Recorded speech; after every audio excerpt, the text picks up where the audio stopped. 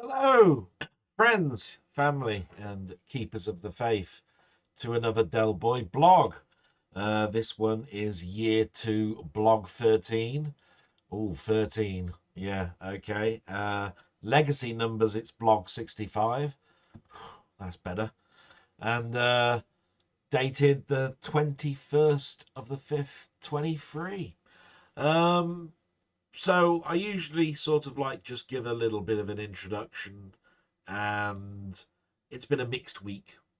Um, I could say it's been terrible, but I'm looking on the positives at the moment.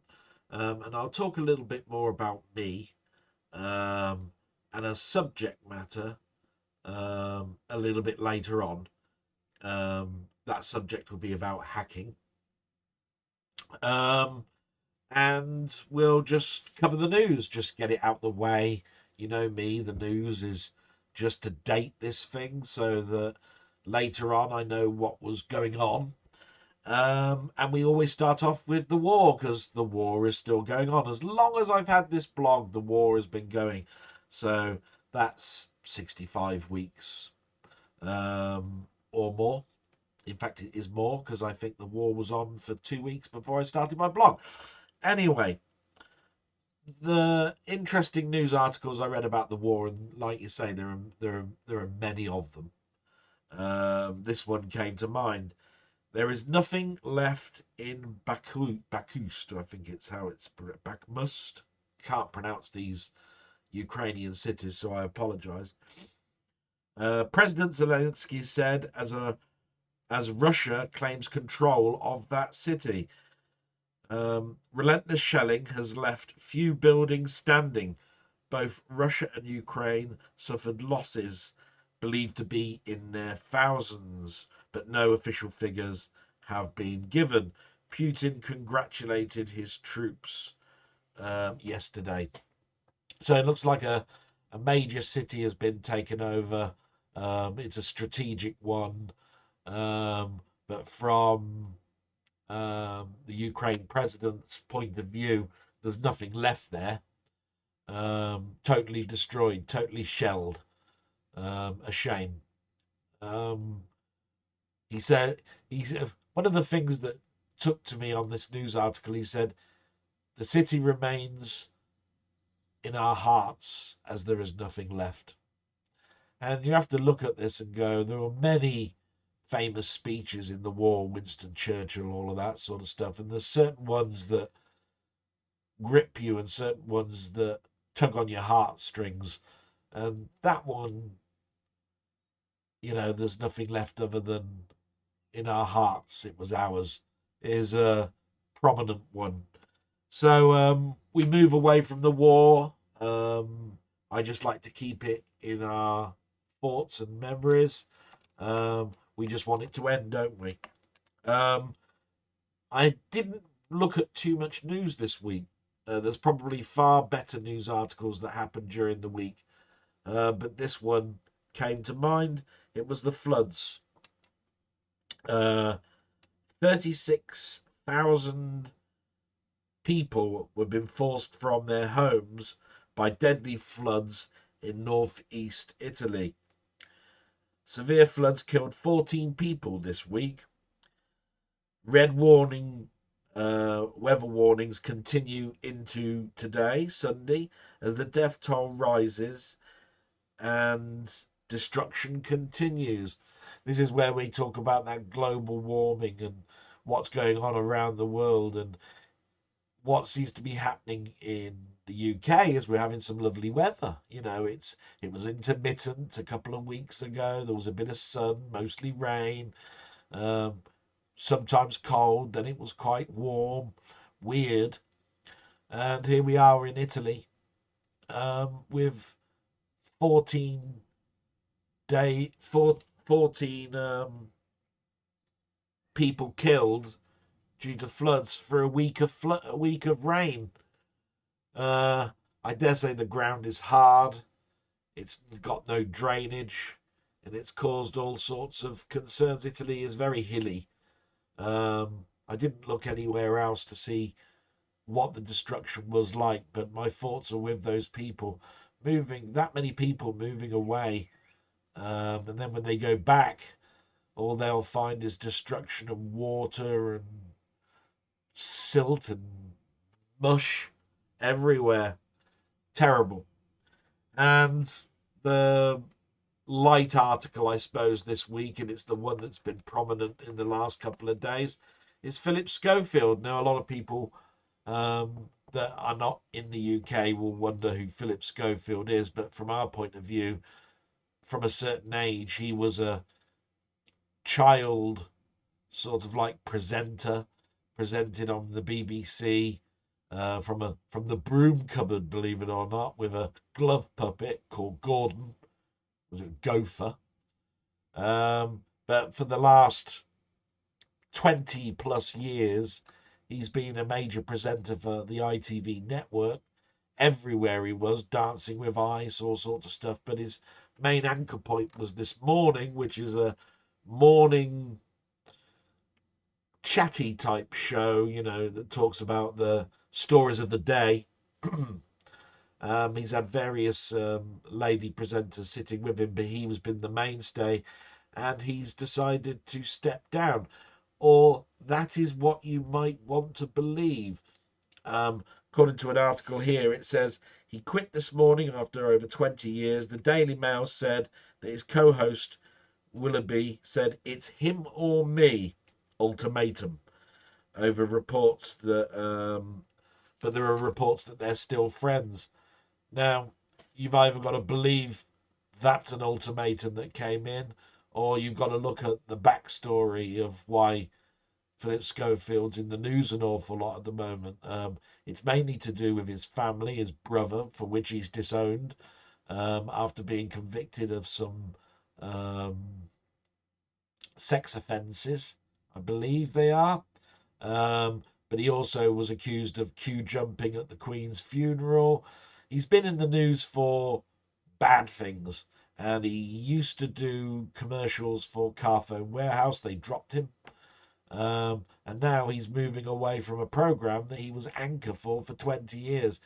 A downward slide. I don't like to hear of downward slides too much. I've never had a problem with the guy. He came out as gay about a year ago, and that did not faze me one bit. You know, that's his side and personal to his family, and he was married at the time. He's been married for years and years and years, so he's been living a lie. But that again is private. That's what I'm trying to get at. And so, from my point of view, I mention it because it's a news article, and it's a news article on a person that has been pretty much a stay point on TV for lots and lots of years, and not in a bad way. Um, I've seen lots of YouTube videos where he just can't stop laughing, and funny things that went on in that show, and it seemed that everybody was having a laugh. And I like a show where there is a camaraderie and fun aspect to things, but it seems that it's all gone downhill. So now we move on to the shout outs. Yes, the shout outs are something that I like to do. All these people have given me their comments, questions, kept me on the straight and narrow when hardships are occurring in my life, and it's been a tricky week this week, so we'll talk about that later. But a big thank you to these people, and they're not in any particular order. They are Martroid, Wee Bob Art, Jambon, David Retro Games Play Badly, Milfy Swinbuckle, LPC Gamer and Vlogs, Mark Whatever, Denny, Steve's Gaming, Doug Scullery, Colin Jones, Down the Rabbit Hole, Mark Whatever. And every single one of them has spent some time. Magda wasn't in this week. Hope she's okay. I'm pretty sure that she's just moved house, so it must be very telling for her. But what we usually do now is we go to the questions. So I think we'll start this off as quickly as we can, see if we can get to some fun aspects as well. Bit of product placement, can't beat a bit of orange juice. So, Wee Bob Art. These are in no particular order, by the way. They're just in the order that they're showing up on my screen at the moment. Wee Bob Art. Managed to listen along almost in full this week. Yeah, sorry, they're getting a bit long.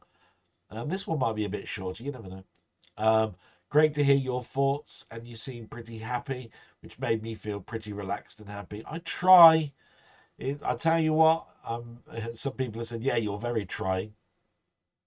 But there's been a lot of crap going on, and you sort of like try to steamroll over it all. But sometimes it can be very difficult. Jaws is one of my all-time favourite movies, but there was quite a few there that I knew of but have never watched. Yeah, the whole point of the media thing really is to give you a more graphic orientation of what I've bought or what I've watched this week. Because I can talk forever about Jaws and the sayings in it. You know, you need a bigger boat. What they called Jaws while it was filming, it was called Bruce after the accountant.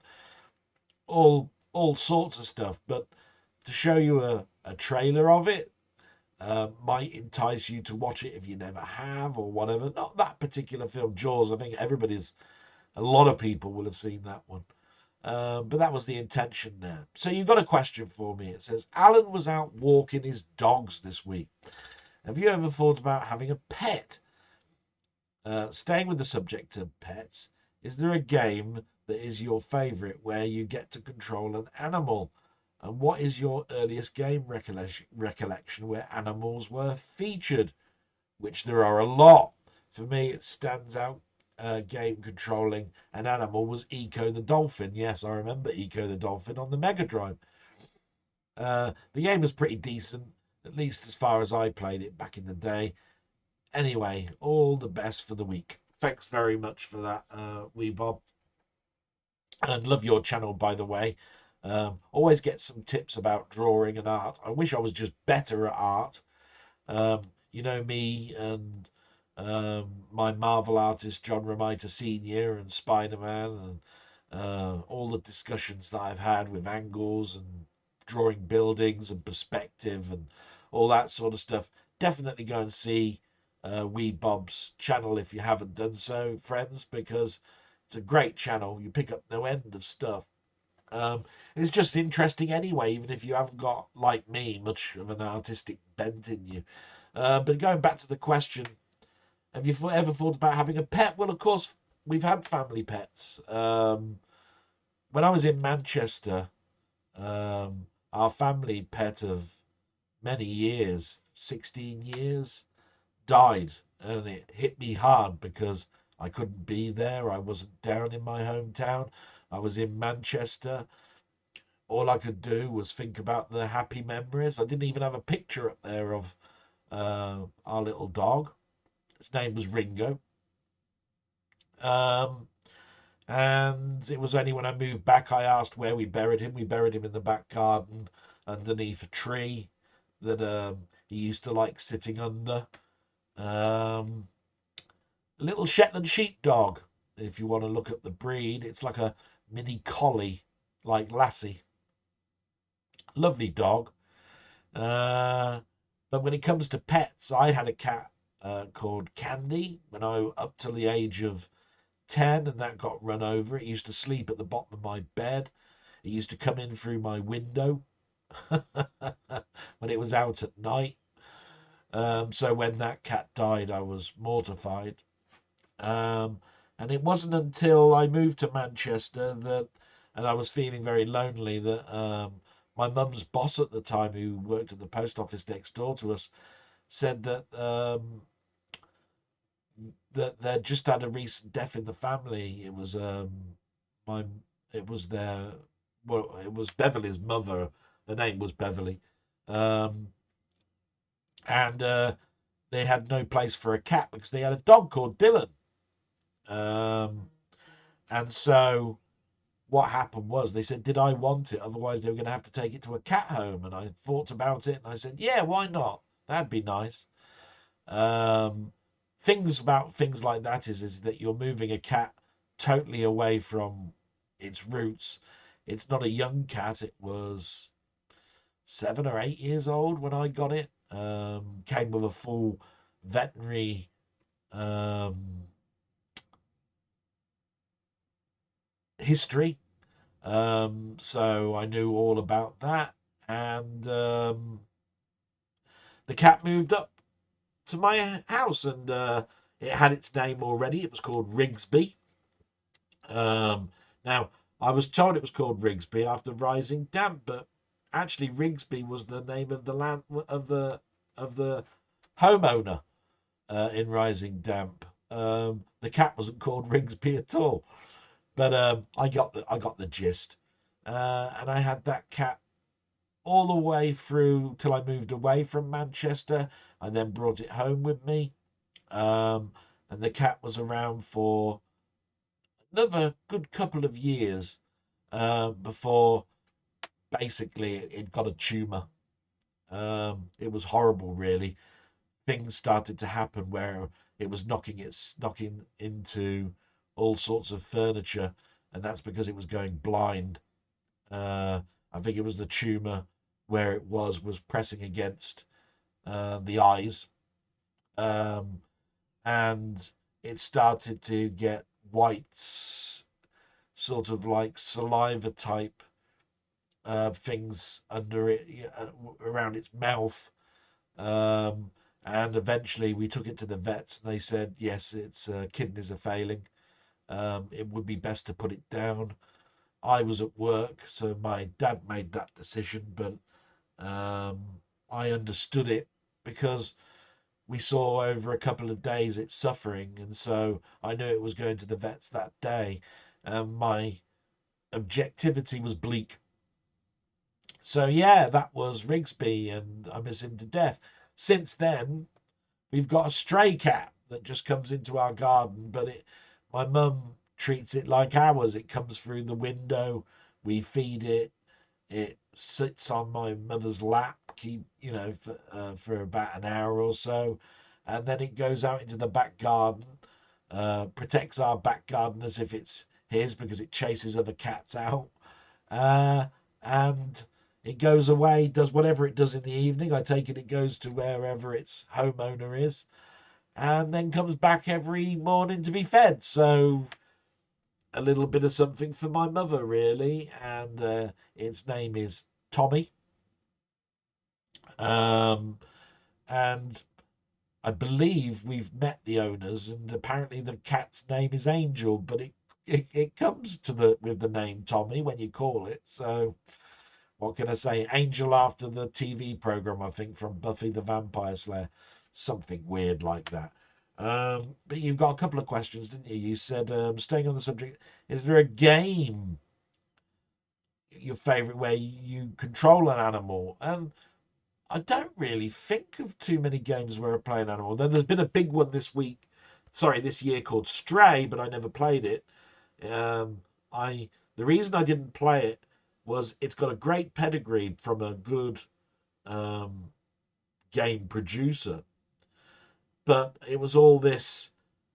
You don't feel like you're going to fall off of anything because you're a cat, and B, they've made it so it's impossible that you fall over. You get to the end of beams and things like that, and it even points to where you're supposed to be to make the jump across a big chasm or something that you think you wouldn't reach, and you'll reach it. And it's got that horrible, you can see things behind brick walls, a red outline and all of that sort of stuff. And to be quite honest, it put me off an awful lot. I might buy that game in a sale because apparently there's a lot of enjoyment to be had from it. Um, but yeah, never played it. So I remember a game called Alley Cat on the Atari and Commodore 64, where you jumped on dustbins to get into windows. You then played little mini games inside these windows. While you're waiting for the windows to open, there are little mini games where you have to chase the rats and mice away. That one comes to mind. Eco obviously comes to mind. Um, I suppose there are Amiga games like RoboCod, which is a play on words with Robocop, but it's actually a fish. So you're playing around with a fish. I suppose you could count all the Mickey Mouse games as being animal. That's a mouse. Lion King's got the little lion in it. So there's another animal one. I've played all of those, but they tended to be a niche where the graphics were lovely, the animation was great for the majority, but there were games not really for me. They were, I think, aimed solely at preteens. And most of the time I was playing those games, I was in my adulthood. So I found enjoyment out of them, but didn't really think of them as being the bee's knees. I'm pretty sure you might feel the same as me when you consider Eco the Dolphin. I mean, you said yourself it wasn't the best, but there was fun and the graphics. You couldn't complain about the graphics. It was lovely. I think that answers all your questions there, wee Bob. So hope I've given you enough time and a good answer there. And we move down and we get to Jambon. Yes, thank you so much, by the way. My salute. Jambon, hi Dale. Thanks for another excellent vlog. Enjoyed the discussion on the Commando comics. I have fond memories of the spinning carousel type racks that you'd often find them on. Yeah, I've talked about these spinner racks before. We had only spinner racks really on the newsstand at the bus shelter in my hometown. Oh, and at the railway station. Because you always get at the railway station a news agent. Do you see what I mean? And those spinner racks were great because there'd be our own UK comics, but there would also be American imported comics, and they were great. Love those.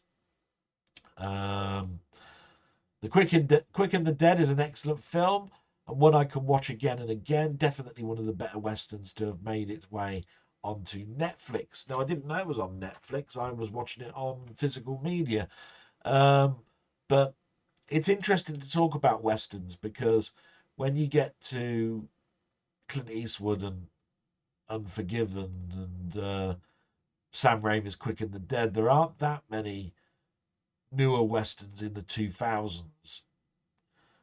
Even Quick and the Dead is a 90s film. There have been remakes, Young Guns and all of that sort of stuff, again 90s.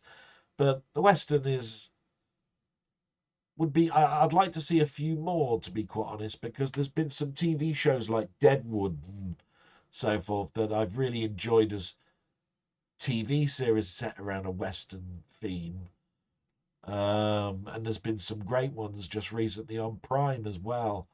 But when it comes to the cinema, when every film was a western in the 50s and 60s, it seems the 70s was its death knell, and then you got the odd good one during the 80s and 90s, and then not a lot really. So that was great. So yes, you've got a question for me. I have a question. Pubs. You mentioned that you used to work in one, so I was wondering, what do you think the ingredient of a good pub are? Please ignore this if I've answered it before. No, I haven't answered it before. And it's been a long time since I was behind the bar of serving and doing all the chores of tapping up barrels and changing the soda element of the Coke and lemonade jets. Um, because I worked in pubs for a reason, which was to fund my night school. And if it wasn't funding night school, it was for me to go on holiday because I was doing so many hours at work and night school. I needed a break, otherwise I'd just kill myself. So I got into a routine of my whole 7 days was just filled with either work or going to the pub or to work or night school, and that basically I had no time to myself. But I did that for 10 or 12 years, and it wasn't one pub, it was many. I worked in a hotel pub. That was different. That's where you needed to really know your wines. you know um, they had some terrible temp staff there. There was one guy that just turned up. He said he'd worked in bars before, and he put the red wine in a fridge. I was going, what the hell are you doing, man? Red is room temperature. White goes in the fridge. You come across some characters. Um, but that was interesting working in a hotel compared to a normal pub. The best time I had was the last pub job, I think, which was an Irish pub. That's where I learned to do shamrocks on the top of Guinness serving, and um, it was a country pub, so they had all their little niches like a pool league, a dart league, um, bands, local bands playing in the lounge area on a Sunday. But incredibly busy, incredibly busy. No wonder I lost weight and kept weight off when you consider how much I didn't stop to eat. I was getting home, doing a run, going to the pub, working till 11:30 at night, going to bed, waking up and doing that. The next day it would be night school in the evening instead of the pub, but the running would still be in there. When I got to the weekend, um, I slept in until mid morning. Hopefully, I'd be able to play a game of squash or golf or something. And then I worked Saturday night and Sunday lunch and didn't do the Sunday evening. The Sunday evening, I'd try and join the band, listening into all the different bands that were playing around our town. So I think what makes it, to answer the question though, is making it a community thing. Make everybody that's new come in and welcomed, um, but keeping your core people around you. And remember, this was a small village. This pub was in on the outskirts of my town. We saw all the what they called the regulars come in, and those you kept very, very happy. The new ones that come in, you introduced them to all the new things that were going on, chatted to them, asked them the questions. Hopefully, they would then become regulars. Do you know what I mean? Um, the things I enjoyed the most was serving, really. I didn't like the cashing up at the end, hated that because I could never always keep up on whether I'd got the till exactly correct. Do you know what I mean? It wasn't in my jurisdiction to do the total up of the receipt, but you always had a float in there, and at the end of the day, it would be counted up. And the next time you went on your shift, they'd tell you your till was £1 down, or £5 down, or £10 down, and you worried a little bit, even though you know you, it was pretty good because the till really didn't do the maths for you. I had to do the maths in my head, which is why I always considered my maths can't be that bad. But of course, you always could use the till because you could always put in, each of the items, and then do a subtotal, and then put in the note that they gave you, and then do total, and it would give you the change. But most of the time, you couldn't sort of like take ownership of the till when there were other people that might want to use the till. So you couldn't put your figures in and wait for the guy to give you your money when other people would also want to take the money from other people because there was only so many tills. So yeah, interesting. I hope that answers the question though, Jambon. Thank you very much. Interesting memories, but it's definitely making everybody feel welcome is my answer really. So salute. Then we get to Milfy Swimbuckle. Question for your next blog. If you could magically somehow return your body back to being 25 years of age, would you do it? Consider the pros and the cons. The advantages of being younger are obvious, health being most probably the main one. And as a secondary plus, you could have all the experiences that you've acquired that you never had at 25. Would you consider the disadvantages? Would you consider the downside of being physically younger than your friends that you now have grown up with? And what about family, children, even pets? Being 25 again would mean you would outlive a lot of people you knew and love. And yes, it's an interesting question, and thank you. And this one will be addressed personally, and everybody will have their own opinion. And I think it relies more on how old you are now, how many friends and family are left, and what your current health is. My current health is low. Friends have moved away, only online friends. Family are split up a little bit. Granddads and grandmothers are mostly dying now. My father has died. My sister is away, leaving very little in regards to how it would affect family. Pets, we've got none other than a stray cat, as I mentioned earlier. And the advantage of having my health would certainly benefit my mother. Just think, if I didn't have the sciatica and the arthritis in my knee, I'd be able to do the gardening quicker, the shopping quicker. I take it that my brain cells would return, so I'd be quicker at answering a question for you, Milfy. Maybe that's a good one. But I think on the whole, most people would say no, they wouldn't do it.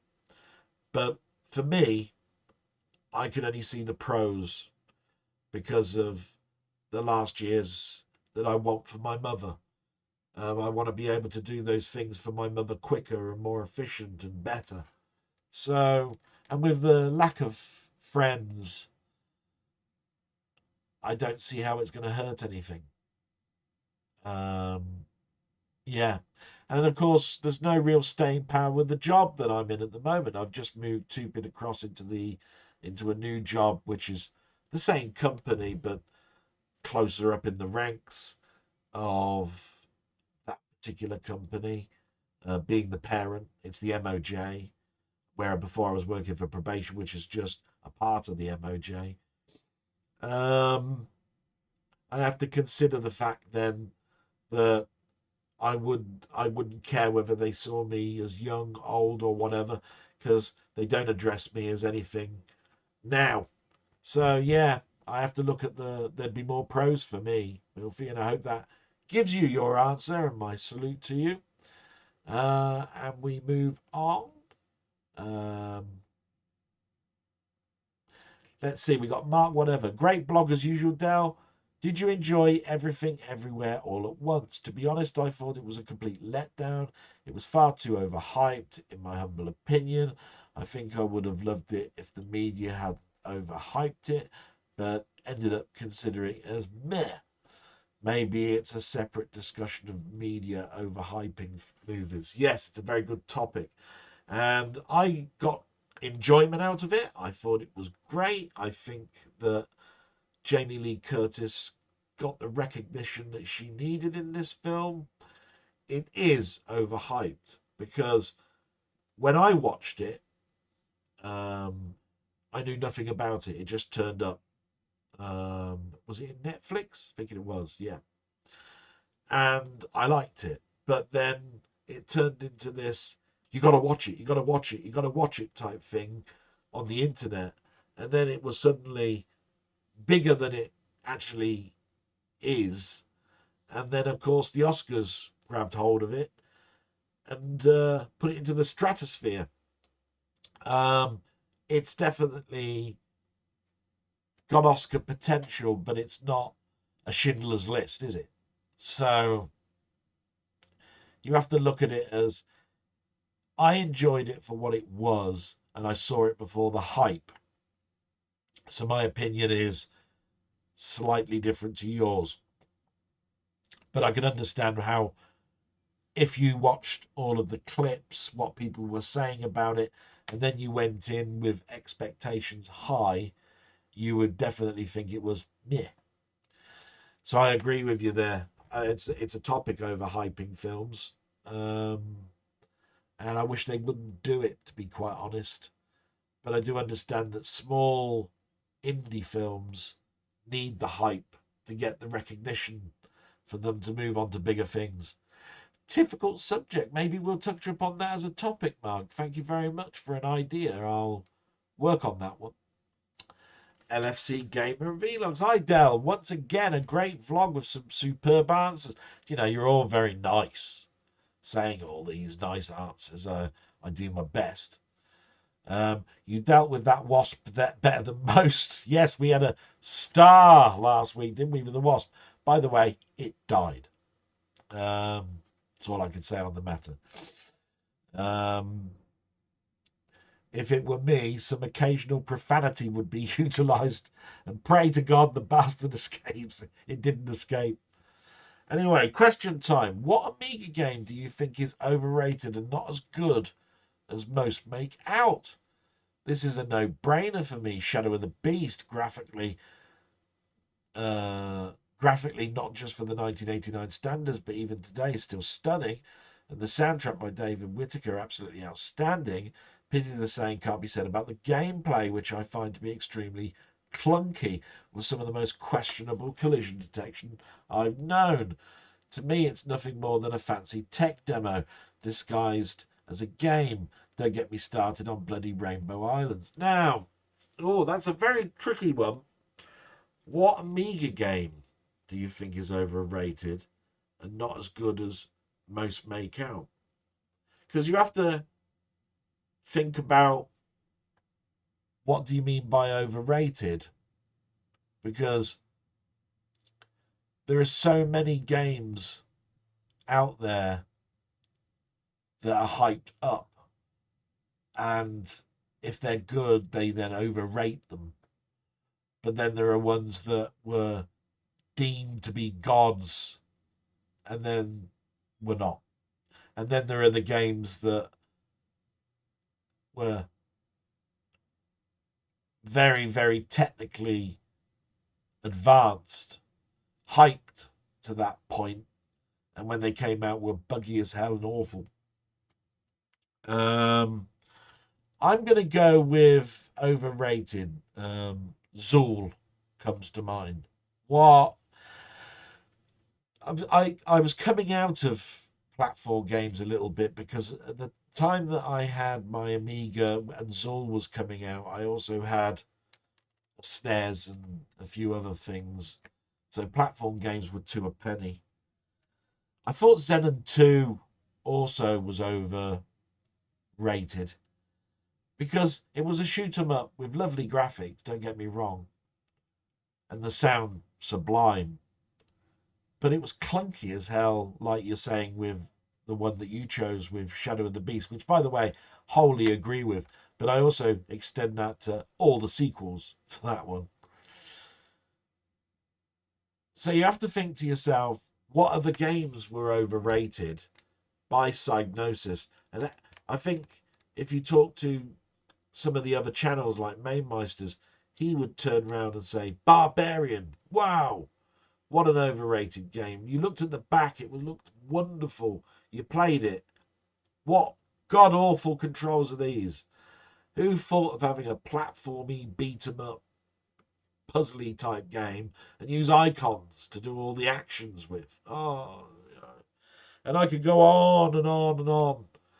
But there's one that really sticks out of my mind from Psygnosis, and I might get the pronunciation or spelling wrong, but it was called Braticus or Spractus.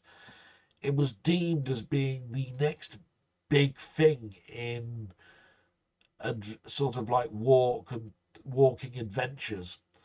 I remember loading it up onto my A1000 because this came out very, very early. And it had huge, great big blitter graphic objects, like huge sprites, blitter objects. And they moved around like marionettes. It was flip screen.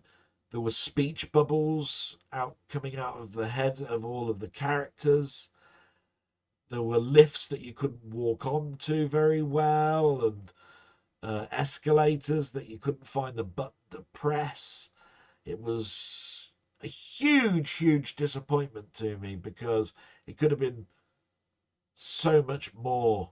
And if you really want to see, I mean, take it like this: it makes Shadow of the Beast game of the century, right? If you think overhyped is Shadow of the Beast, go and look at Bractus. Look at the early Psygnosis games under B. You'll come across it. Everyone knows of my Rise of the Robots, but that isn't overrated, you see, because it came out and it was deemed awful, but it was overhyped. So it's a slightly different thing when it comes to that. And I think you could say the same for Street Fighter 2. Um, I don't think. I think many thought the Amiga version would be absolutely fantastic, but I don't think anybody turned around and said it was fantastic. And the same for Outrun. Those are overhyped games, games that were, look what this is going to be. But when it came out, crap. And there's more of those. In fact, you could probably put every arcade conversion in the overhyped column. Because many didn't turn out that way. Don't get me wrong, there's some good ones, but most arcade games were overhyped. You've got to have this. The arcade at home. Ugh. So I hope that's answered that one. 2. What are some of your favourite noir movies? And do you have a specific one? I could be here all week discussing this, but time isn't on my side. And I think I've mentioned it before. I think it's probably the least known of my film collections is film noir. I do like films of the period, the 40s and 50s, and crime drama in particular. But noir is also has many subcategories. There is Western noir, there's sci-fi noir, there's crime drama noir, rom-com noir. It goes on and on and on. If I was to think of this subject in the way that you want it, DOA comes to mind, Dead on Arrival, because that was remade later on in the 90s. It's about a guy that's poisoned and he's got 24 hours or so to live and he has to solve his own crime. But at the end of that crime, he'll be dead. So it's only really to find out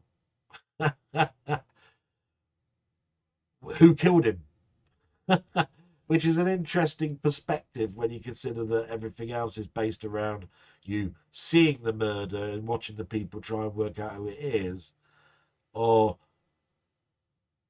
the murder is caused and you don't know who it is, and everybody, including the cast, is trying to work it out. So DOA, definitely. The setup is a boxing one, and I count that because it is crime, because it's about a boxer having to, manipulate wins in boxing, take a fall in the second, all of that sort of stuff. When it comes to your side of things, the Maltese Falcon comes to mind. I'm not a big Bogart fan, but that's quintessentially well known as film noir. But then I think there's Double Indemnity comes to mind. Yeah. But one that I can categorically say I really, really like is Cape Fear. The original Cape Fear. Yeah. It was remade again.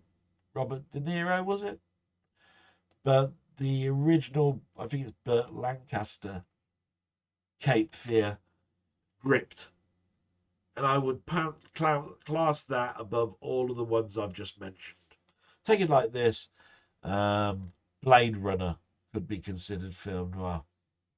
And so it's a big subject. And so I'm going to leave it with Cape Fear. And hopefully that's a good answer to you. It's a very good question. Wish I could give you a much more deliberating answer. Yeah. But thank you so much, LFC. By the way, love your blogs. Great. Just going to have some product placement now. Steve's Gaming. Great blog again. You answered my question brilliantly as usual.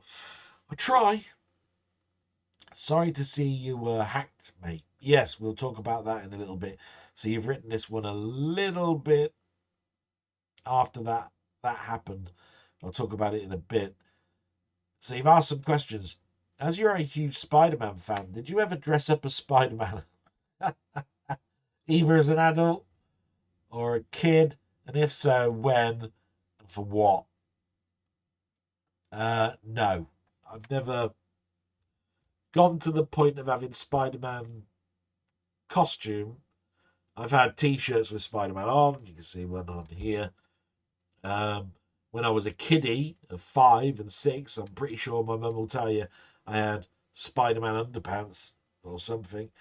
I don't remember ever wearing Spider-Man PJs, pajamas. I've had all sorts of things related to Spider-Man. I've had a web shooter that straps to your hand that used to have canned string. Uh, Spider-Man gliders, which if anybody's ever bought toys, you'd think to yourself, when has Spider-Man ever had a glider? There was lots of stuff that you'd go, there shouldn't be a market for this. But I digress. You're asking have I ever dressed up? No. But I have worn tops that are almost an exact replica of the actual top of his costume without the mask. So I've never had the mask on. Do you see what I mean? I've had a plastic mask with the cut-out holes. But I haven't done trick-or-treating as Spider-Man and all of that sort of stuff. Do you know what I mean? So that answers that one.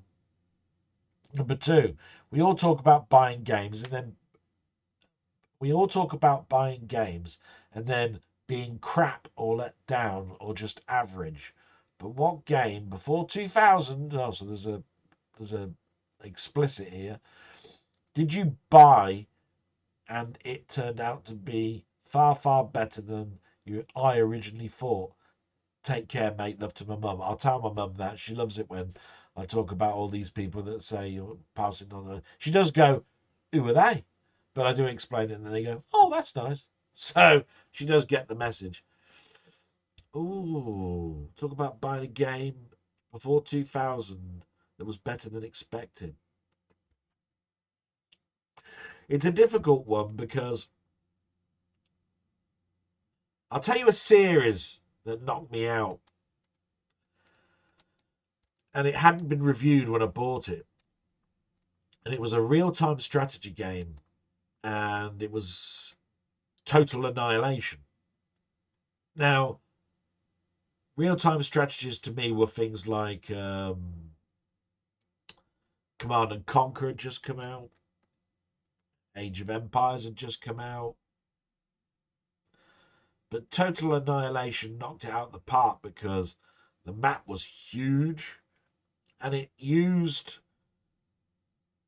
line of sight to say whether you won or not. So you could be on a high point and on a plinth or on a mountain, and if you're firing down, you had more chance of hitting it than them firing upwards, and you therefore being masked by rocks. And I used to think that blew me away. And was it Chris Sawyer that brought that game out? Yeah, it was. And he went on to do Supreme Commander 1 and 2. And he took that concept, basically put it into every RTS he did, and he did at least 4 or 5 more RTS after Total Annihilation. And he was open for it to be hacked and modded, so you could put your own graphics into it, different factions. Yeah, if there was one game that I thought was going to be mediocre or okay, as in it was a run-in-the-mill ho-hum same thing RTS, that one blew my mind. And I don't think I've seen much since to take that away. There's been some great RTSs, Total War, Rise of Nations, uh, all the Anno series, all of those sort of things, Command and Conquers, Red Alerts, they all, I think, wouldn't have got as good and as fair a deal as they did without Total Annihilation. I'm going to go with Total Annihilation. Thank you so much. That's a lovely memory. Do you know what? You want me to go? I need to go back to Total Annihilation now. I really, really do. I've actually not thought about that game in a long time. So my salute to you. My salute to you, Steve. You know, you're a wonderful mate. Thank you so much for keeping me on the straight and narrow. And that was brilliant question. Thank you, Steve. Better than the Spider-Man one. Yeah. If I ever wore a Spider-Man G-string, oh yeah, great. No, seriously, thanks very much. Get to Colin. Colin, as you know, wonderful guy. Um, we deliberate about everything. Always, sometimes at opposing ends. Generally, we'll always hit the middle ground. He's mentioned that his strimmer only cost him 25 quid 5 years ago. Yeah, it's nice to hear that people get what they want and are happy with it. And I would say a product from 5 years ago would hold up now. But if you bought something on the cheap end of 25 quid nowadays, last 3 months. But it wasn't about that anyway. It was more about what we needed in our household, uh, based on where things are in our garden and how quickly it grows. There's a lot of bramble that grows at the bottom of our garden, and it's every year it needs trimming. It's almost like having a big field. Your house and the garden of your house backs onto a big field. Do you know what I mean? Everything comes in. The birds drop seeds. You'll get weeds, bramble, all sorts of crap built in. Um, Russia has made itself the prime enemy of the world peace. Yes, totally agree. We then talk a little bit about OCD, which you also mentioned CDO, probably a derivative, although I didn't find much about CDO on the internet. It was more about dental when I typed that in.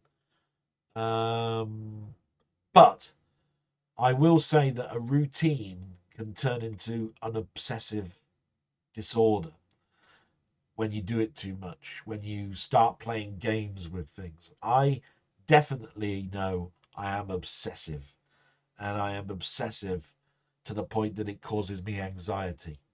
3 miles out from my works, I'm thinking about what if my space is being used, and then if my space has been used for me to park in, then I have a bad day because I'm constantly thinking I'm going to get into my car. Take it like this: in my break, I'm going to get into my car and park in that space if the person's left. If they go out for lunch, I will move my car into that space. That's obsessive. There is no doubt about it, and it causes me anxiety. But not so much now. I'm working at home.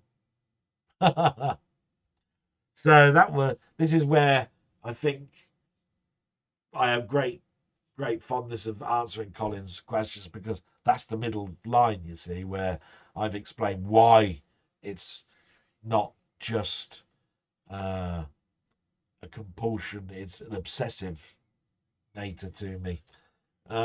Question for the next blog: have you ever thought about doing a blog from outdoors, on location, so to speak? I don't know. Was that a question not answered above?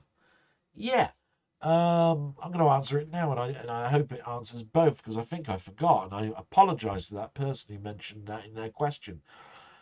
Mainmeister did a blog, and he did it outside, and I've seen lots of blogs where people have got cameras on selfie sticks, and they're walking along country roads, and they're doing a little chat. And I thought about it a lot. I always thought to myself, could I do this? Could I hold my arm out while walking along and hold up for an hour doing a blog, or even just a 10 or 15-minute thing? And I thought to myself, I could get out of breath. My arm would ache If I used a selfie stick, you'd have all people looking at you. But on my walk, because it would not be in a country location. Um, I get to a country location about halfway through my walk, by the way, when I go down something called Salt Lane and Peewick Lane. But when you're in the town and you're walking along, I'm forever trying to get past people that are riding their bikes on the pavement, those mobility cars that go along on the pavements, people on Zimmer frames, walking their dog. That I'm finding it very, very, very difficult. The other thing is with somebody who's got blood pressure and a slight murmur in their heart, keeping your hand above your heart is not really good for any lengths of time. So I have thought about it. I might do one. Um, but there are things I have to consider with that. Some of it is health. So thanks very much for that, Colin. I hope that's given you an answer as well, because it's an incredibly good question. And I also like to give, when somebody mentions something like that, I want to give it the presence it requires, because it also interjects into something I could do. You know, have I considered it? Maybe I hadn't considered it. What a great question that raises something for me to think about now for the next couple of months, whether that's something I want to do. So, thank you so much, and my salute to you, and love your channel. Thank you so much for that. Doug Scullery, hi Del. Hopefully all's okay. Question: RE Hacks. Yes, he's found out I've been hacked. Ever dabbled a little yourself just for fun? Phone freaking back in the day. What are your thoughts on white hat versus black hat hacking? Wow, my God. Now I had to think back to my security days to even think about white hat, black hat hacking. It's a term that's not particularly well used, but think of black and white as good and bad, evil and, you know, good and bad and evil and all that sort of stuff.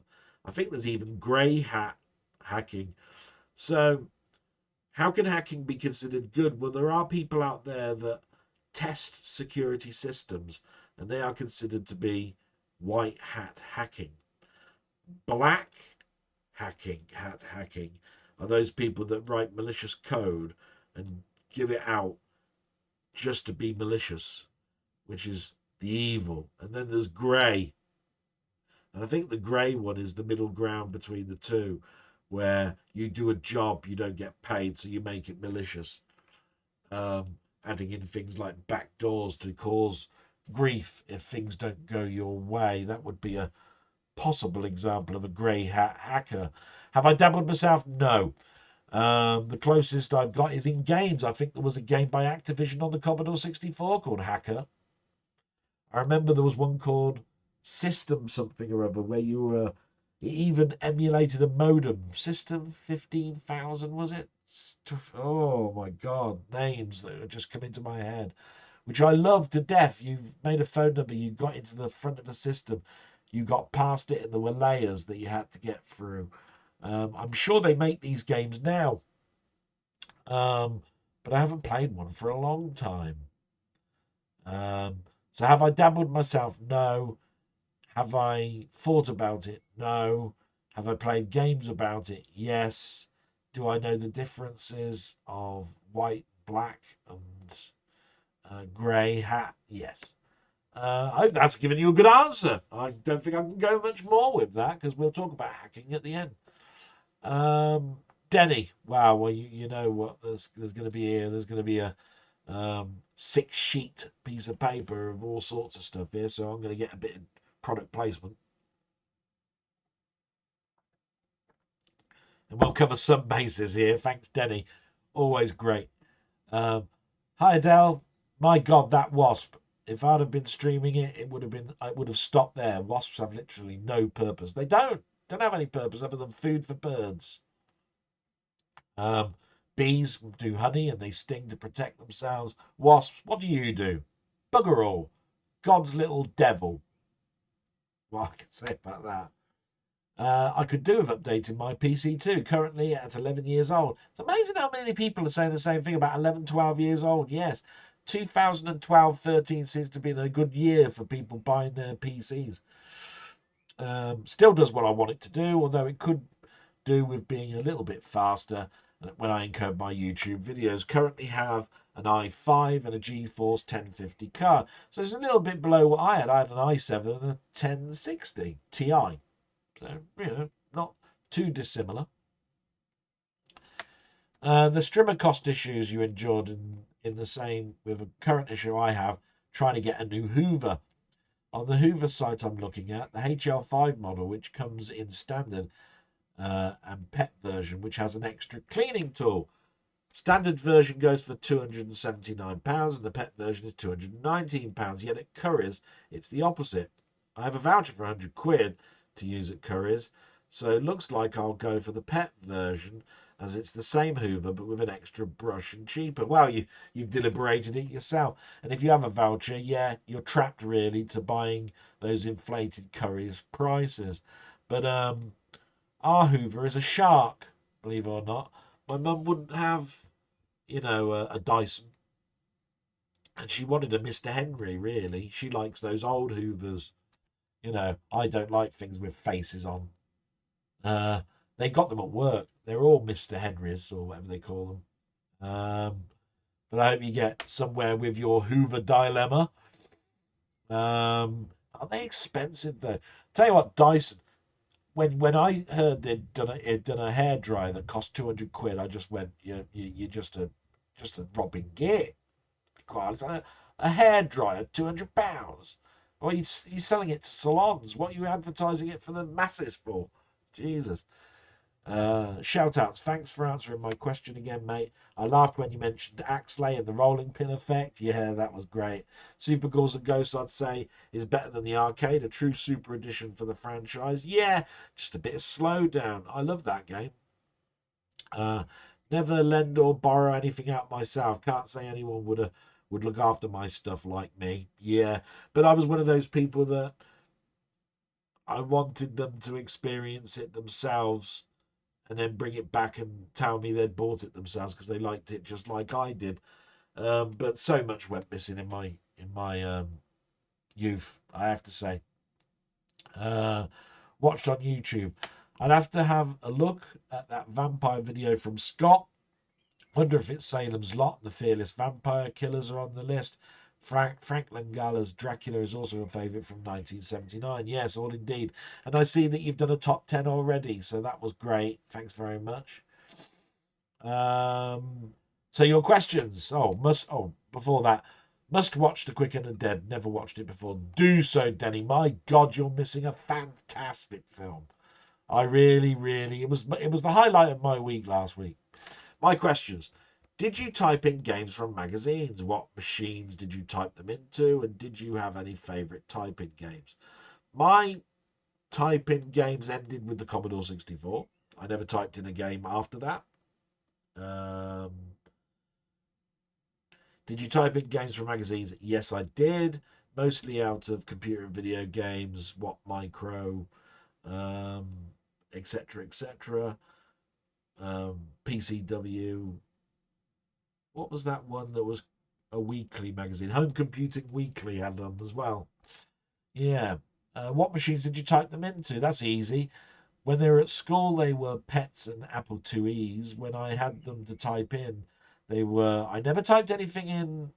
I typed in one on a ZX80, quite a few on a ZX81, a lot on the VIC-20, a few on the Commodore 64. The VIC-20 was the boon. That was the one where magazines had listings for VIC-20 games. They were mostly designed for you to write in 3.5K rather than expanded RAM. That meant that the listings were smaller. That meant that they were quicker to type in. That meant that you were quicker to find out what a disappointment they were. If you want to look at it from that. Did I have a favourite? I typed in a number that I thought were great. That I thought, if that was in machine code and just tarted up a bit, that would be great. But nothing really comes off the top of my mind like what the programmer in the magazine called the game. I'd never ever be able to remember that. No.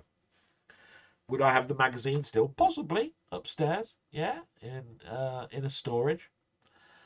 Out of interest and talking about Commando comics last blog, did you collect Warrior comics? My old man loved them. Now, I had a number of UK magazines I bought 2000 AD, Eagle, most of the Marvel stuff, the Commando little magazine that we talked about last week, Conan, Planet of the Apes, all sorts of comic strips. Even the Beano and the Dandy and Viz were at some point in my collection.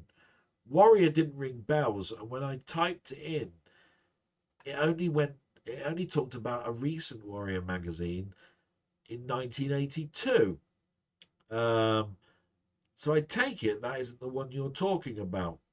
But the one in 1982, when I was reading it, was edited by someone called Des Skin, and Des Skin was the exec editor of Marvel Comics throughout the late 70s, early 80s. He left Marvel and then went on to do this Warrior magazine, for which there are 26 issues. So I'm going to have to say no.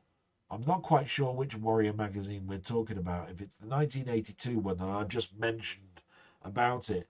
And I looked at a few PDFs because your message came through and it was very long. So I read it as first in case there was something I needed to prep for.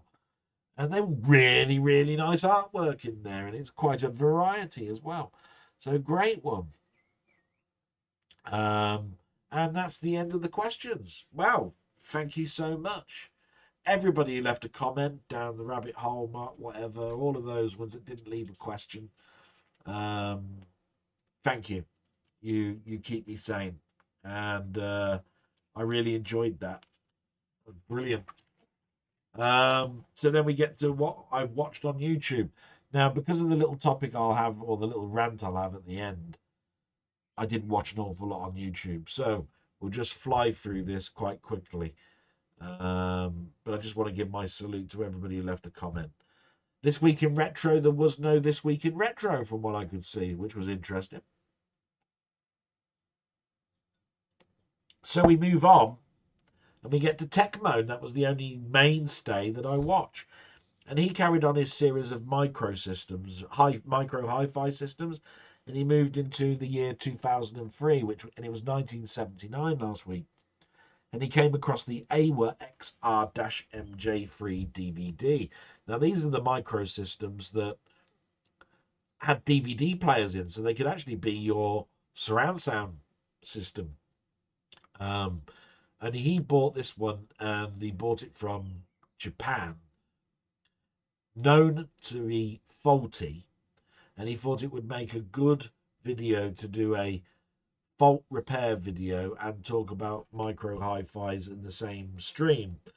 It didn't end up that way. The cassette deck was broken. The FM stereo didn't receive much in regards to transmissions. The mini disc had a trapped mini disc in there. The CD played, but it took 30 seconds for it to find the tracks. And the DVD played to an extent until he fiddled about in the menu and turned off composite so he couldn't see an image because he didn't have the right cable. So, bit of a disaster, really. But it was such a great video. When he took this thing to bar, it was such a tidy device, and he changed the belts on it and did all this lovely stuff. It's just that it had far more faults than he thought it was going to have, which he only found out when he took the thing to bits. So if you like investigative type old tech videos, watch that one. Brilliant. Then we got LGR, which I watch on occasion. And what drew me to this one was it was about 386 PCs. And I've been thinking about my 386 days because of another little project I might do later on. But he talked about his 99 cent bid win on eBay, and then about the 386 generally. So this one was by a company called J Bond. Yeah, but believe it or not, there was a company called J Bond, and it wasn't a secret agent or a secret in any way, shape, or form. They were called J Bond, and he talked about the 386 design. This one came with no co-processor. That's right, there was SX and DX versions of 386. He talked about AMD a little bit. Talked about DOS 6.2, which brings back many happy memories to me. He loaded up Windows for work groups. Again, many memories for me. Tell you like this: if you come from an age like me, do you remember the days where you turned your machine on, DOS would load up, and you typed in Win to load Windows? My God. Um, so you have to understand that Windows wasn't even the boot thing.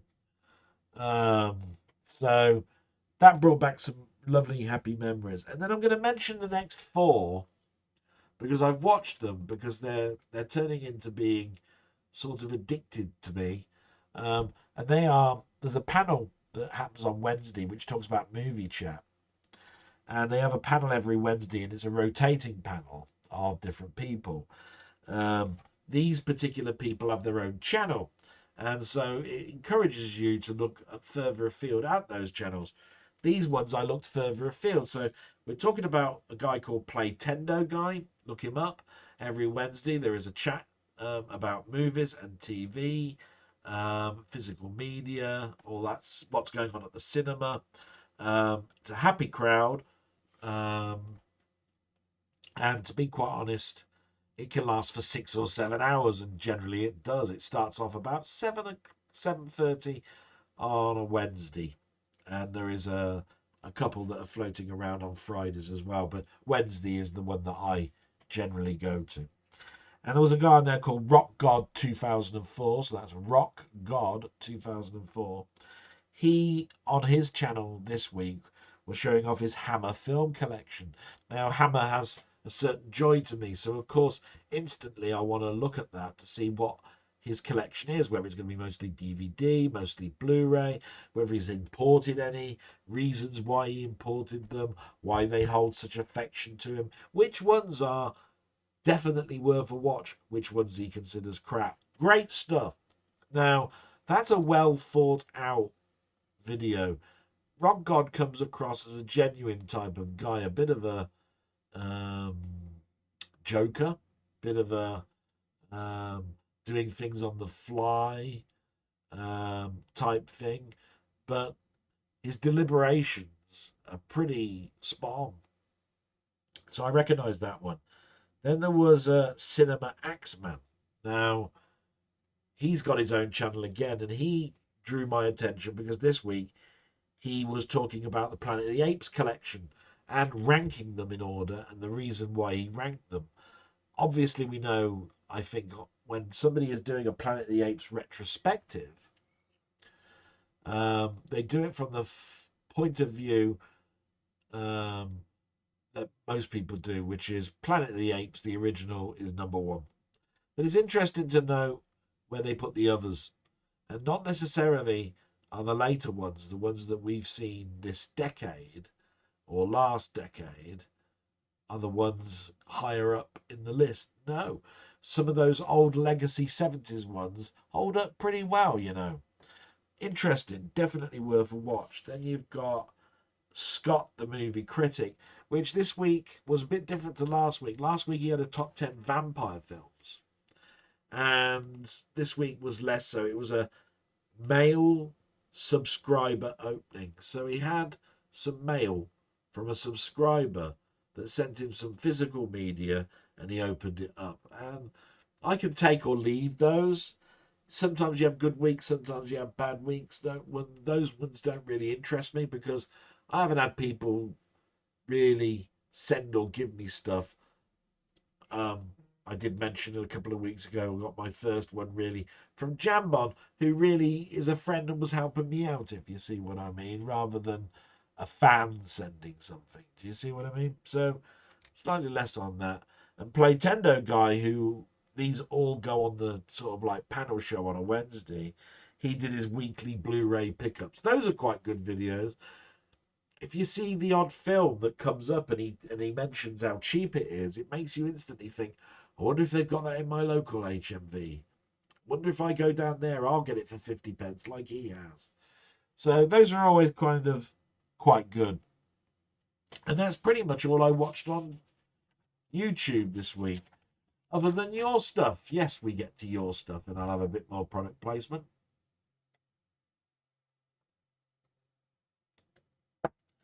And this week I've watched probably about the same as I normally watch, maybe a bit more. And that's because of what happened to me. So you tell me if you think I watched more than I did the other week. First one, Down the Rabbit Hole. They're in no particular order, but Down the Rabbit Hole has had a pretty busy time this week. Um, he did his Arcade Paradise game pinball delivery video. What that is there is a video game called Arcade Paradise where you look after all these arcade machines in your own arcade shop. As you progress, you can then order in video games that you can actually play as mini games in the game. They've now added pinball tables, and this pinball table, I think he answered it pretty correctly, is a middle of the road thing. He can see the potential, and he can see things really improving if they just hone in now on that. Because, like I say, whenever you have these mini games, they very hit and miss. It's why I've usually stayed away from these types of games, this arcade paradise. But the more Rabbit talks about it, the more I want to probably get it myself. So that was great. And then I had the most fun, which was watching him set up his PlayStation 1 with his Mad Catz racing wheel on a game that really wasn't designed for a racing wheel, although you would think so because it's a racing game. And it was called Rush Hour on the PS1. And he was skidding all over the place, couldn't control it. If he bashed into something, he'd then go to the opposite side of the road and bash into that, and then into the opposite side of the road, bash into that. And he could not get this controller to act the way that he wanted because it was a digital game, not an analog. So he played it then on his controller, and of course he was so much better at it. But it made me laugh out loud when I saw him trying to go round bends, catch up with the other cars, and so forth. So that was good. And then he had a talk on his role-playing game that he plays with other people called Star Frontiers, and he was talking about biomes and those types of biomes which are multi or single biomes. It was an interesting talk. It sounds rather boring, but I do recommend that when something looks kind of deadpan and boring, sometimes give these ones a chance. You might tend to find that they touch upon something that you haven't considered. One. The second one is it might actually open up the subject of something that you want to do some more research into. So definitely worth a watch. And that concludes Down the Rabbit Hole's output this week. Then we get to Ponder. Ponder did a high score challenge on a game called Dimmerwho. And I was so intrigued by this game that I loaded it up on my Mister yesterday and played it, but I got nowhere near like he did. Um, I put the same mappings in, I think. It's just that I had trouble understanding some of the mechanics about the parts of the ship breaking away and being controlled somewhere else in the game. But I did enjoy it. He also has his SID radio on a Sunday from around about 2 o'clock, always worth a listen. And then he did a cycling video. He does near misses on cycles because he's a cycler himself getting to work. And the amount of people that cut him up and so forth, it's just atrocious. You want to look at it. If you think you're a bad driver, look at some of these bastards trying to run my mate Ponder over. Don't like that one bit. Mainmeister, I had a great time with Mainmeister this week. We spoke more on the phone, but I was part of his waffle on Friday, and we talked about all sorts of things that were just like the sort of thing that you do if you're in a pub. So I was discussing music. Um, we played some music back. what we'd like to have played at our funeral, favourite bands and tracks of the year, um, all sorts that brought back such happy memories. And the thing about it is that I'd love to do more and more of those, but just as Mainmeister said, you generally get a copyright strike. It's almost like YouTube don't like promotion. I'd love to talk more about music, but I've no one to bounce it off of. You can't play it on YouTube without getting a copyright strike. All sorts of things are in your way, hurdle wise, that stop you from doing it. So it's a shame. He also did a video on Commodore 64 games, which were converted to the Amiga. Some of them were releases, some of them weren't. All of them were very interesting.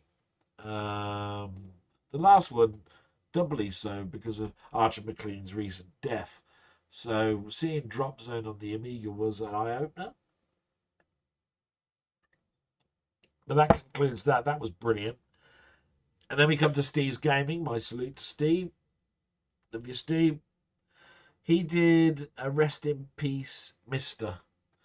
Unfortunately, he's had some problems again. They seem to be hitting him quite a bit this year. And his Mister has sort of died a death in regards to displaying an image, which means he has therefore problems streaming or doing any recordings because he hasn't set up emulators on his new PC acquisition. So I totally get it. My thoughts are with you on that, matey, and I hope you get your Mister sorted soon. But he did put one Spectrum emulator on and did a randomized game thing for his subscribers where if you randomly choose a game, it downloads it into your emulator for you to play it almost immediately. Great idea. And it was thoroughly fun to watch.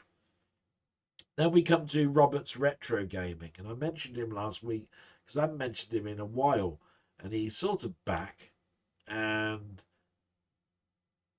he's been doing some Minecraft videos this week. They're all very interesting. He started afresh. There's a few little teething problems with capture rate and all that sort of stuff. So I'm not going to say that it's perfect, but it's definitely the Robert of old, and that was great. Then we come to LFC, who does his own blog. He did a blog this week in regards to Blu-ray and his Blu-ray film collection. Very nice. Always love seeing what people's collections look like, so that was nice. And then we come lastly to 20th Century Gaming.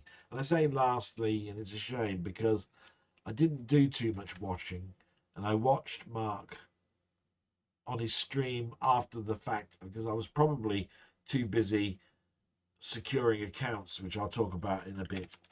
And that comes to the end of what I watched on YouTube. And then it just comes to what I watched on TV. And really, I only watched certain stuff. So I watched one episode of Citadel, which is, I mentioned last week, I think, that 2 episodes had come out and they've started to broadcast the remaining episodes. I was a bit bored last night, I have to say, to be honest. And so I watched an episode of Citadel, which was season 1, episode 3. And it's better than the second episode, not as good as the first. And I'm still not convinced it'll be a good show. But I did get round to watching another episode. Then I watched Coventry play Middlesbrough on TV twice last week. And it was lovely to see Coventry beat Middlesbrough, and they are now in the playoffs. That must be such a high for them. Such a high. I hope they do go up. But please see last week's deliberation on why it wouldn't be such a bad thing if they didn't. Um, and then he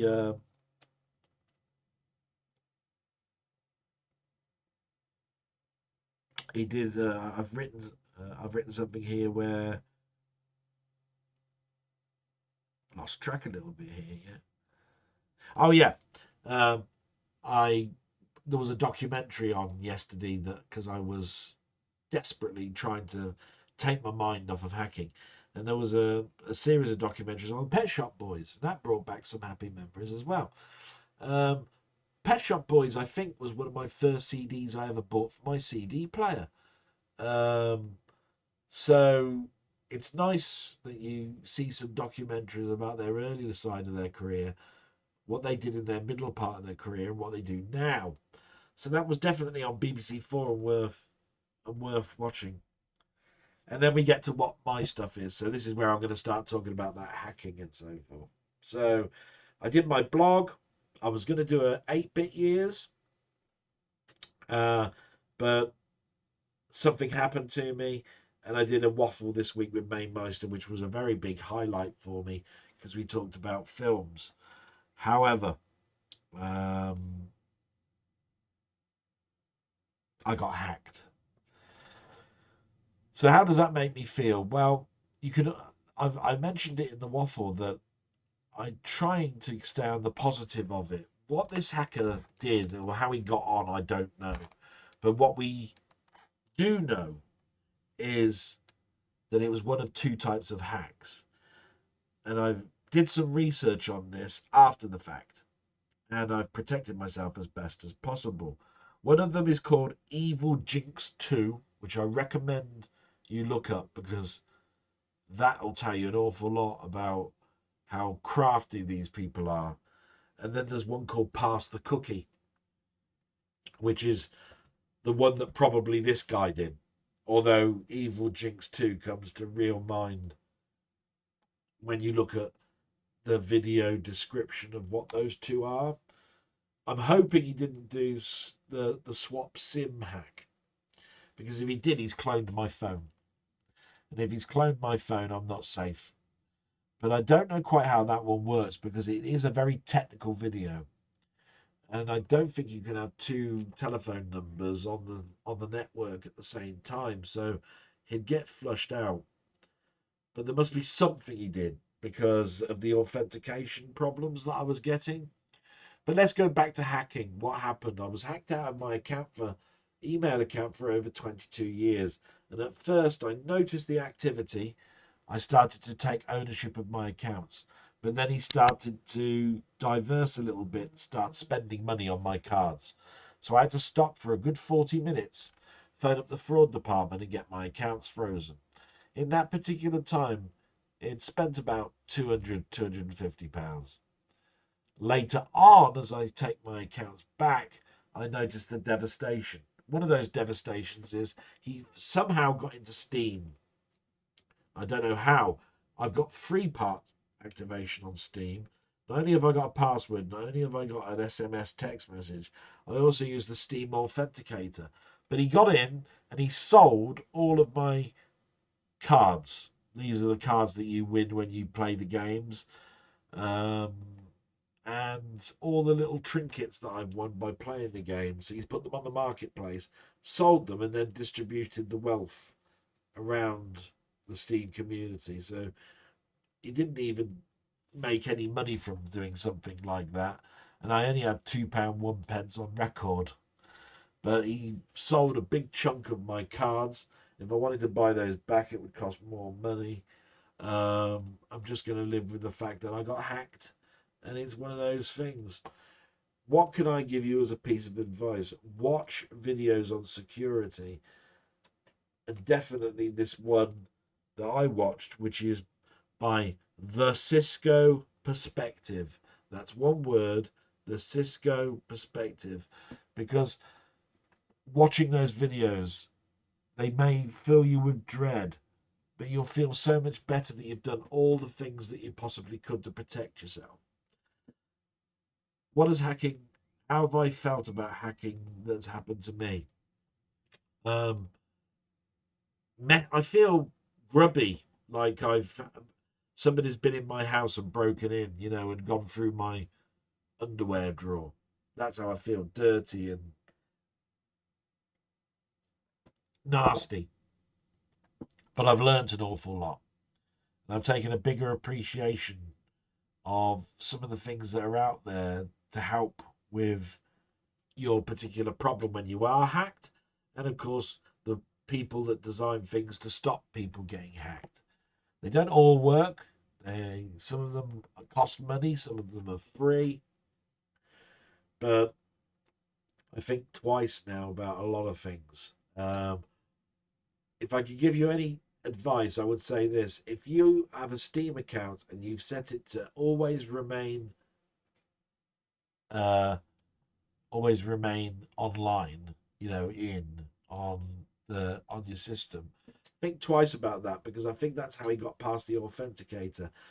If I had not put stay in when I log off, stay into Steam, logged in, I think it would have asked for the Steam authenticator. But being as he had the password and I was already logged in and stayed in, it didn't kick me out. He got in and he was able to do the things that he needed to do. So you have to sort of take that into consideration. So definitely do that. The next thing is change your passwords, download third party authenticators. Third party authenticator is a no brainer to me. We've got a lot of mobile phones. You can scan the QR code that comes on, type in the digits to show that that's now added to your account. And when you log in, it will say, need to check your authenticator.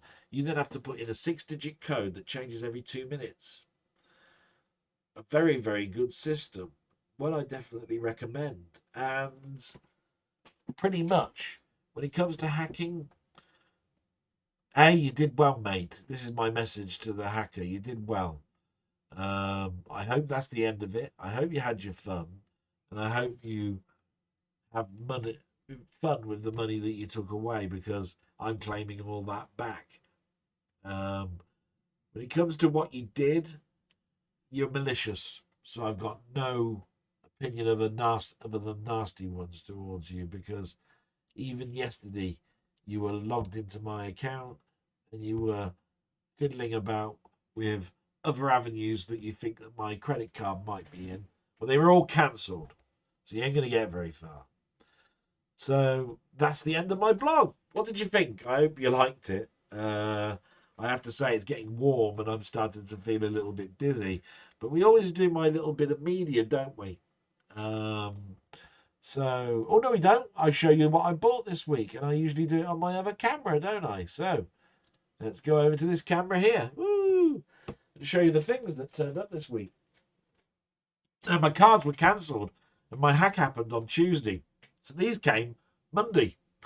Believe it or not, all Monday. So you've got the Steelbook of Creed 3, which is quite a nice Steelbook. And the reason I've got the Steelbook of it is because I've got the first two in Steelbook. Otherwise, I'd have just gone with a standard release, I think. That counts the same as Chucky. Now, Chucky is a horror film that I remember from the late 80s, early 90s. And my sister was really scared of it because it's about dolls coming to life. But I really enjoyed the first season, so I ordered it on Steelbook. And the second season was out before I even knew it was even out. So I pre-ordered it and it arrived. So I'm looking forward to watching season 2, because I've only ever watched the films and season 1. So I'm a little bit behind. I didn't know it was there. I think it's a Netflix thing. So then we got A Knock at the Cabin. Not a great Steelbook. Look at that. It's very boring. Black, red, matte, not gloss. Take it or leave it on that one. Um, but I'm looking forward to watching the film after I saw the trailer. Most of these things occur when they flash up on my phone. I go, I can't remember seeing that. I'll have to look at the trailer. A lot of these come from trailer watching. So the last one that I bought video-wise was an old one called Videodrome on the Arrow label. You'll see the Arrow label just there. David Cronenberg. Checkered history I have with David Cronenberg. His early stuff is considered quintessential must watching. Later ones less so. I remember all the way up to Existence, which was a virtual reality type thing, very much in the way a Videodrome is. Videodrome will always hold its head above norm for me, because how they used Debbie Harry, how underground videos work back then. So it was very interesting. And then the last thing is a book. You know, I talk about my omnibuses sometimes. This is The Incredible Hulk by Peter David, and it's volume 5. And yes, I do have the other 4 volumes. You can see how many it holds. It's a pretty thick book, about 900 or so pages, about 34 or 35 books there. Good value for money, therefore. If you do £35 into, I think it's $125, you'll come across a fairly reasonable price. But remember, I get my stuff usually half price. So that $125 is normally around £65. If you therefore do £35 into £65, then basically you're looking at $1 or $2 per comic.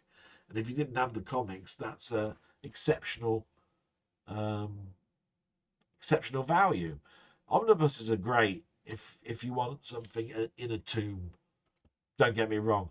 And I must have now nearly 100 of them. So well done, and thank you very much for those. So we're going to go back to the camera just for a moment while I set things up, because we do my media bit. Yeah, the bits that I've just shown you, plus what I've been watching, plus what I've been this week, what I've been playing. So I hope you like this section.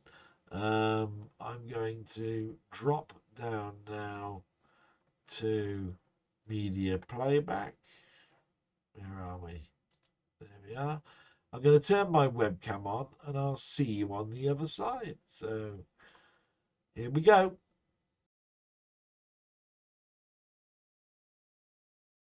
I spent the last 7 years of my life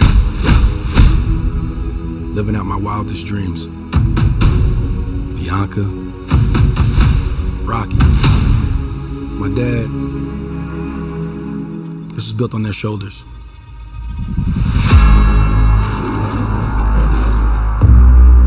Hey, my man, can I help you? Let me get an autograph. Nah, I ain't signing no autographs, but you get off my car. You don't remember me, huh?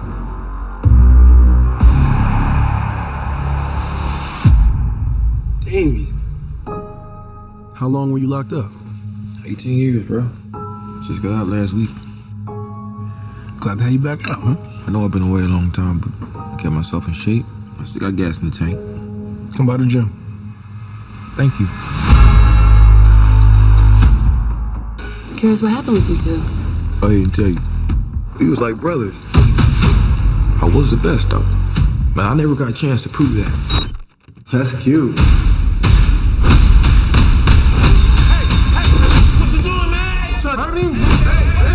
I know what you're doing, Donnie. You don't owe this dude nothing. Damien's fighting the world and he's trying to hurt people. I vouch for you. You think you mad? Try spending half your life in a cell, watching somebody else live your life. I'm coming for everything. You threatening me? Something is going on with you. Damien was like family. Now we past talking. Then maybe you just have to find him. Do what I gotta do. Some of my methods you might disagree with me. These are family ties. I recognize mine. I know that they needed me. Traumatic stress, watch it manifest. Got my only fear. I ain't scared of death. Did you hear me yet? I ain't scared of death. Did you hear me yet? What you gonna do? Threaten to take my breath? I need you to let go of your fear. Let go of the guilt. Let go of whatever was and walk into what is. I feel those chains are breaking, yeah. I fear God, I don't fear death. I see those streets and take a step.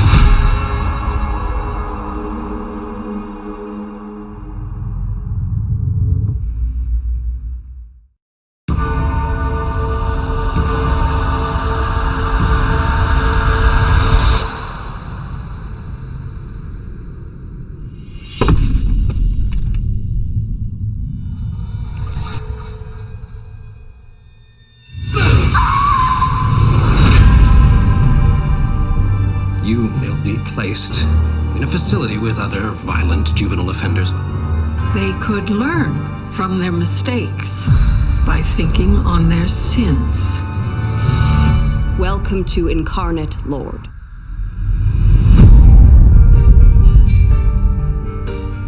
You've suffered great pain in your young life.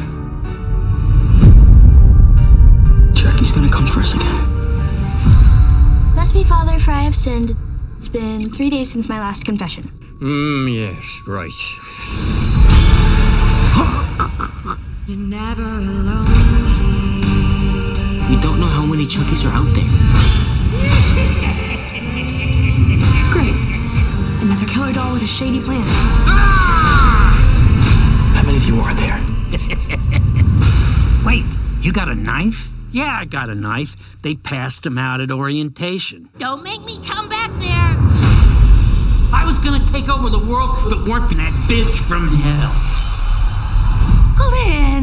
Glinda, it's so nice to see your sweet faces. Mom, who the hell is Nika Pierce? Your mother is a psychotic murderer who thinks she's in love with me, and she chopped off all my limbs, and she's kept me trapped in here for a year. Mom's a murderer. Mom's a lesbian? There is an evil in our midst, and we must confront it. I'm the MVP of serial murder. I mean, I've killed more people than you have Insta followers. Never stop fighting. Won't you just die, Chucky? I am risen! And it didn't even take me 3 days.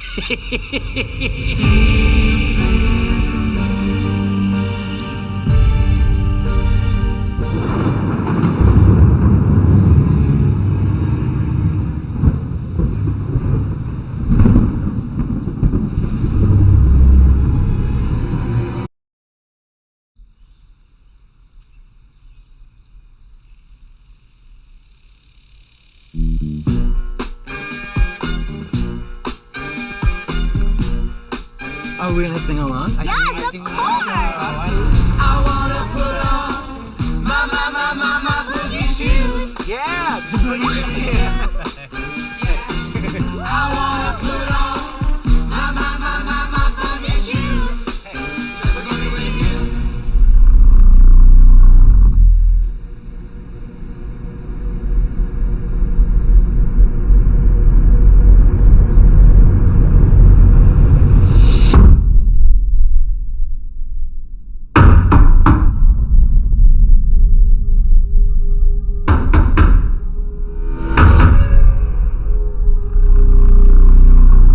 My name's Leonard.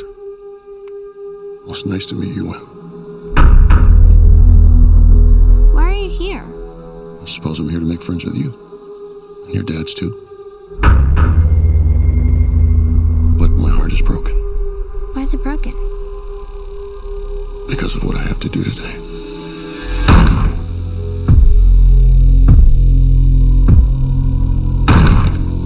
There is a woman carrying something that looks like a pick with a chain and a mallet in it.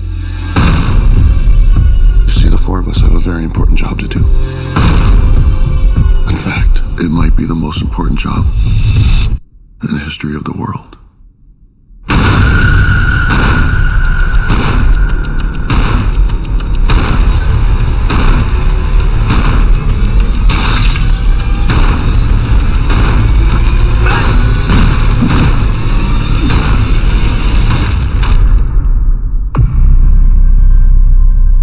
We were called and are united by a common vision, which has now become a command that we cannot ignore. The four of us are here to prevent the apocalypse. Your family has been chosen to make a horrible decision. If you fail to choose, the world will end.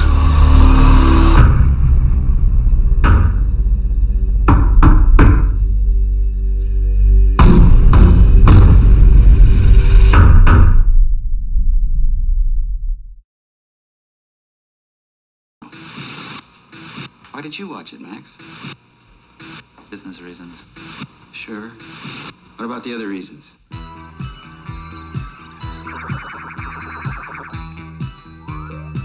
Max Wren is a victim. I woke up with a headache. He has been exposed to Videodrome. I'd been hallucinating for a while, ever since... What? Since I first saw Videodrome. His brain is already receiving video images. I think that massive doses of Videodrome signal will ultimately produce and control hallucination to the point that it will change human reality. Soon, his visions will coalesce and become uncontrollable flesh. Videodrome is seducing Max Wren. Please, come to me now. Come to Nikki. And Max Wren can do nothing to stop it. What makes you think I need help? None of our test subjects has returned to normality. Television can change your mind. Videodrome will change your body. Long live the new flesh. It will shatter your reality. Videodrome, starring Deborah Harry and James Woods. A shocking new vision from the creator of Scanners. Coming soon to a theater near you from Universal Pictures.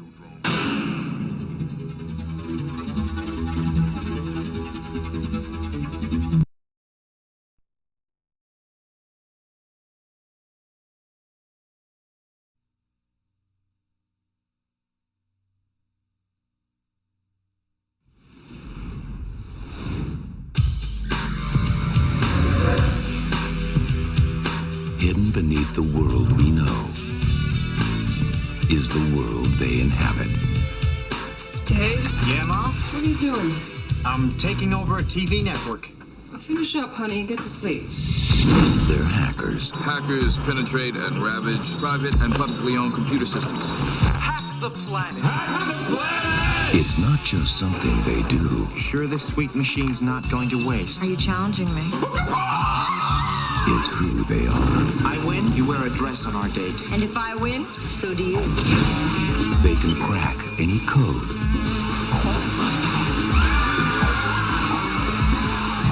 And get inside any system. Hello? Mr. Gill, according to our records, you're dead. I'm what?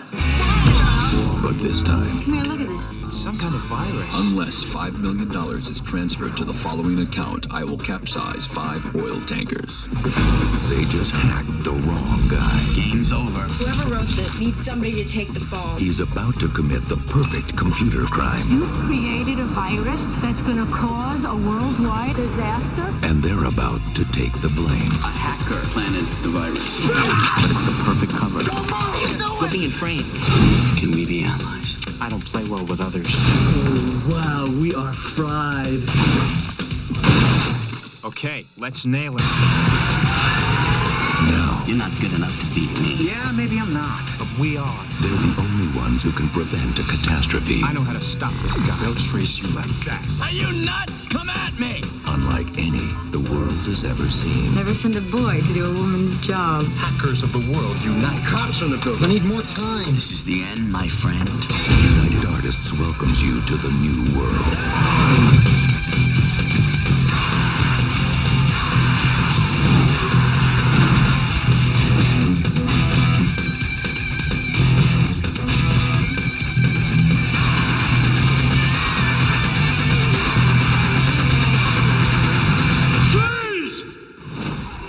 Hackers.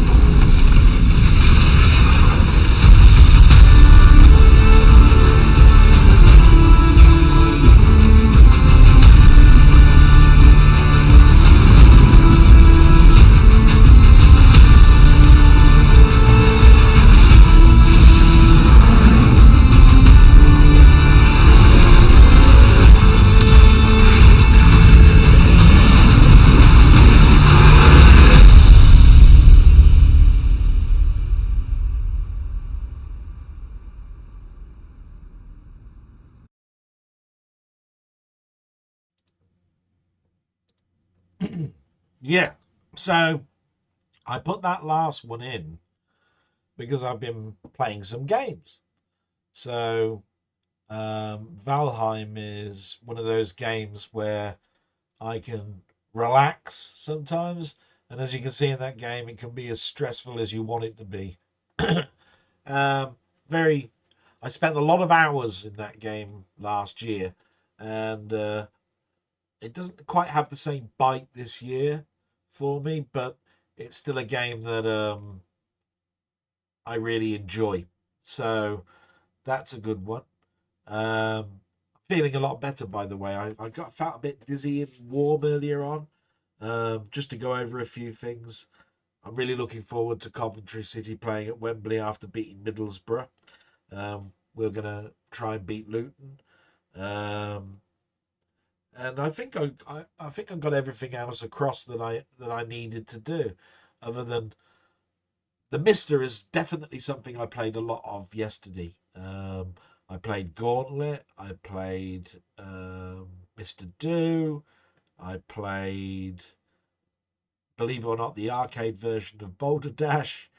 Played a lot of MSX um, because it was a machine that I only had for a couple of weeks, believe it or not.